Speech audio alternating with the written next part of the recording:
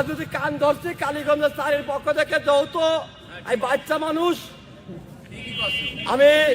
আমি তো ফিরোজক যে কোনো একজনের সমস্ত কাজ করতাম, যেহেতু আমরা ধারসী প্রতীক, আমি শহীদ জিয়ার আদর্শের কান্ডারি, তাই আজ জেলা চারিত্রে এই দুই প্রার্থীর মধ্যে একজনের জন্য প্রতীক না পাওয়ার কারণে আজকে আমি কান ধরে বিএনপি থেকে ত্যাগ করছি।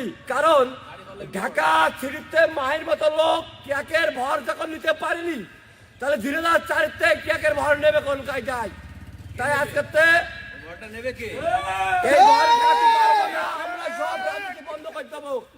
যদি কালীগঞ্জে বাস্তবায়নের রূপরেখা 17 বছর যে রাজনীতি ঠেকায় রেখেছিল বিএনপি, তাকে যদি মনোনয়ন না দেওয়া হয়, এই ছিল সর্বশেষ আমার।